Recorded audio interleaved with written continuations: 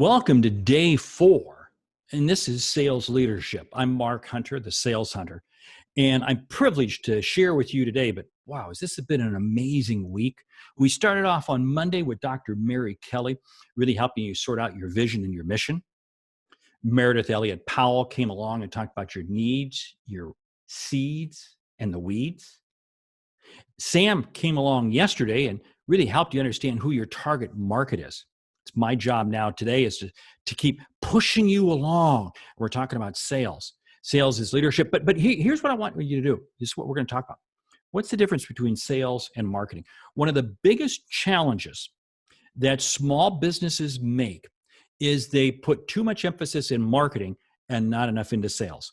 The reason they do that is because they confuse the two. And I don't want you to confuse the two. So we're going to spend a couple minutes here talking about what is the difference between marketing and sales. First of all, marketing is absolutely essential. Marketing is the awareness and the education that you do in the marketplace to help people know that you're open for business, to help people know that you're there. Marketing is your LinkedIn profile. It's your Facebook page. It's advertising that you do. It's what you do that creates awareness in the community, in the marketplace with your target audience. It's from a macro perspective, a big perspective. Sales, on the other hand, is taking it right down to the individual level. This is me discussing with you, me going one-on-one, either through an online connection, an online order form, maybe it's through a phone call, maybe it's through a meet, whatever it might be. But it's bringing it down specifically to being able to close the sale. Marketing starts the process, sales concludes the process. Now, here's the whole thing. Too many small business owners, what they do is they say, I don't like sales. I don't like sales. So I'm just going to really heavy up on marketing. And if I do enough marketing, I won't have to sell because selling is creepy. Selling is not creepy. I'm going to change your whole view on it in just a minute. I'm going to say, if I just do enough marketing, well, let me tell you something. You can't do enough marketing. Think of Coca-Cola. Think about how many millions of dollars Coca-Cola spends every year on advertising their brand. That's what marketing is. Marketing is advertising. And you'd think, wait a minute, doesn't everybody know what Coca-Cola is? But they still advertise. Now, think about this. How in the world could I, myself, ever do enough to create? No, I can't. You see, here's the whole thing. I'm going to do marketing. I'm going to spend time on social media, but I'm not going to do it at the expense of selling. I'm going to spend time creating awareness by participating in this community function or doing this networking event. That's fine. That's great. But I'm not going to do that at the forsake of selling. You see, I can't take clicks and likes to the banks. Too many times what happens is people sit there and say, well, if I just post enough, if I just put enough stuff out on social media and I get enough people to click it, to like it, to share it, etc., I'll have all the business I need. No, you won't. No, you won't. I work with small businesses all the time who have spent a fortune on social media and they've gone broke. In fact, a line that I use, I talk about it in my new book, social selling is neither social nor selling. You see, what you have to do is you have to embrace selling. But you say, Mark, I don't like selling. It's creepy. Here's the whole thing. Here's how I want you to look at selling. And Sam started this conversation yesterday, and I want to pick up on it. Sam started the conversation, and I want you to think about this for a moment. Who is that ideal customer profile? ICP. Remember, Sam's kind of started us on that path yesterday. Your ICP. But more importantly, what is the outcome that you create? It's not what you sell. It's not what you sell. It's not the price point that you sell it at. It's not even how you sell. It's why you sell. And that's really to pull a line right out of Simon Sinek. It's why you sell is because you create an impact. You create an outcome. For instance, I have a consulting business. I do a lot of speaking. What is the outcome I create? I help businesses find and retain better customers. That's the outcome I deliver. Now, I can deliver that through my way of speaking. I can do that through my books. I can do that through consulting. I can do that through different mediums. Okay, now, you may only have one product that you sell. Fine. Focus in on that one product. Who does that one product appeal to? That's your ICP. And I'm going to come to that in just a bit. But you have to understand first, what are the outcomes? So what I want you to do is I want you to take a piece of paper and I want you to write down all of your customers. And next to it, I want you to write down, why did they buy from you? What were the outcomes that you helped them achieve? What were the outcomes? And as you look through that list, and remember, it's not what you sold. You've heard the line probably, well, nobody wants to buy a drill bit, they want to buy a hole. And I'll argue that even further. Nobody wants a hole. What they want is they want a hole to be able to put a screw in, to be able to put a picture frame up, to be able to picture in, to make the room look more beautiful. Really, what they wanted was they wanted a more beautiful room. But they had to get the drill bit to start the process. Think of the outcome. This is the difference. This is why people will pay a premium price for what you sell, because of the need that they have. And you begin to understand it by looking at the outcome. Now, what you're going to do is you're going to then say, hey, what's the ideal customer profile? In other words, who is most likely to benefit or to look for or to want or to desire that similar outcome? And I want you to create an avatar as to who that ideal customer profile is. Yeah, remember Sam was telling you about this yesterday in terms of how to find your perfect prospect. Yeah. And what you're doing is I want you to really create an avatar around this. Because now what you have is you now have this vision, this picture of this person or business that is going to benefit from what you sell because of the outcome you can help them achieve. And now you want to ask yourself this question. Do I have the ability to help that business? Do I have the ability to help that company? Well, if you see them benefiting from the outcome that you create, then guess what? You can help them. You can help them. So if you can help them, then it is your responsibility to get in touch with them. It is your responsibility. See, you owe it to them.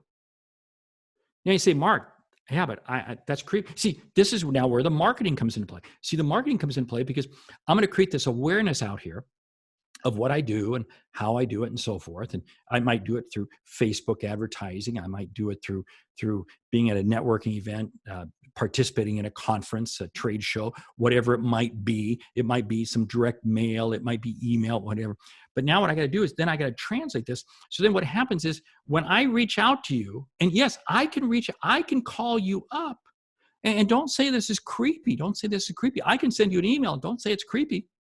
Because remember, I can help you. Now, here's the whole thing. This is where so many small business owners make the mistake.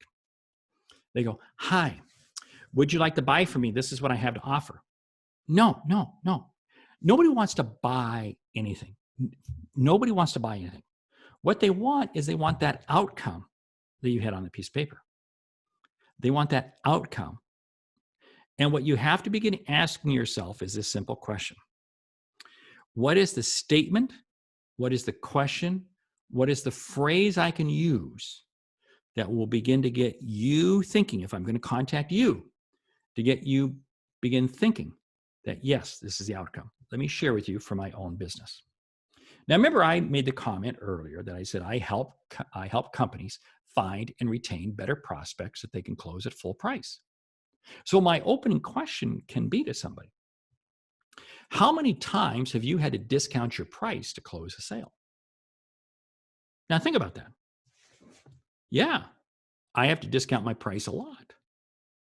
See, so what does this do? This begins getting you thinking about the problem. Now, if I came in and said, oh yeah, I'm going to help you find more customers. I'm going to help you get better customers. Well, okay, yeah, fine. Everybody talks about that. Everybody talks about that. Oh, I see. See, my key piece is I have to get you thinking about the specific problem. And see, this is the other problem that so many small business owners have. Squirrel, shiny object. We get caught up in anything and everything. And this is why having your ICP is so critical. Because what happens is you will get distracted by anybody who looks like a customer, anybody who thinks like a customer. Now, let me tell you something. Just because they look like a customer and think like a customer does not make them your customer. All that means is they have a heartbeat. I have a dog. My dog has a heartbeat. My dog is not buying anything from me. You see, what I want to do is I want to focus in on just the best people Because here's a line that I love to use. You can't take a Walmart shopper and make them a Nordstrom customer. It just does not work. No, because if you're predisposed to liking this type of outcome, I can't move you into liking some other type of outcome. You see, I've got to start. See, this is why it's so important that I've got to make sure that I'm prospecting and narrowing my focus. This is why I say you can't take clicks and likes to the bank, because that's just people. I can't say I'm going to go ahead and run an advertisement on this website, or I'm going to participate in this networking event, or I'm going to do this, and that's suddenly going to bring me all kinds of business. Not unless that vehicle is zero-in focused on just who your ideal customer profile is. And chances are it's not. So you're going to have a lot of waste out here with your advertising dollar. This is where I say small businesses, be very careful of any amount of money you spend in advertising and marketing. Because even for the best of companies, this is an old line, but old line is 50% of my advertising is wasted. I just don't know which 50%. Well, let me tell you something. For a small business, it's going to be 75 or 80%. I very much say stay away from that. Zero in on the sales. And I'm going to zero in on the sales because I'm going to be focused in on just helping you achieve the outcome. So how do I come back and achieve this outcome? We got to start wrapping this up here.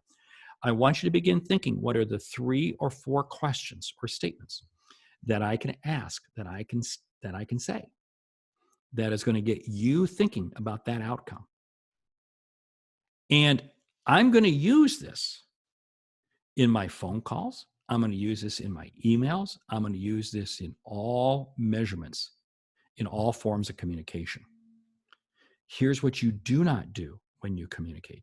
You do not You do not send somebody an email that says, "Hi, I'm so-and-so, and I can do this, this, and this, and this." No. Nobody has time for that. You see, it's laser focus. Laser focus.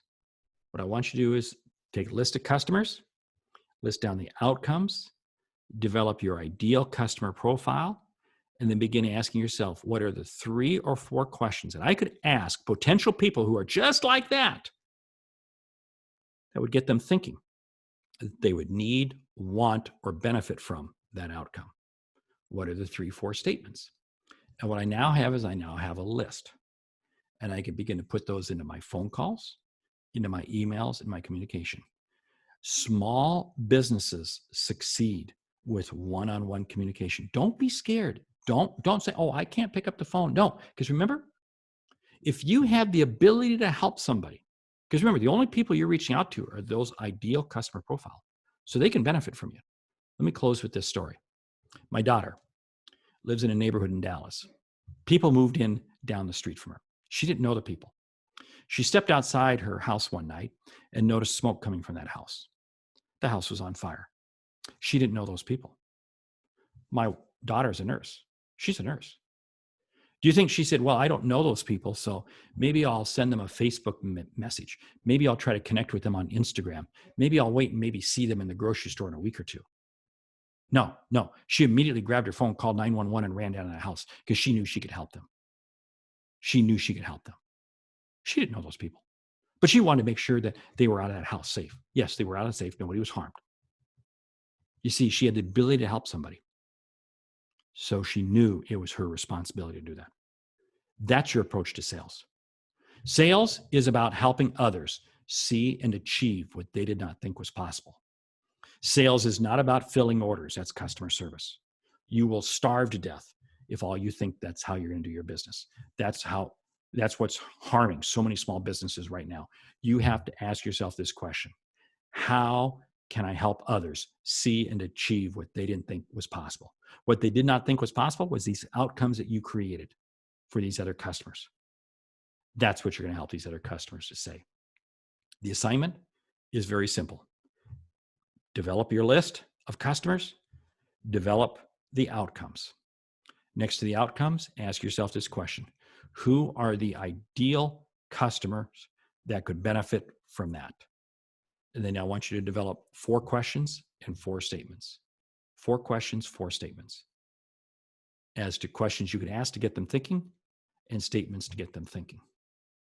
Hey, I'm Mark Hunter, the Sales Hunter. Let's make this a great week to turn our business around. Great selling.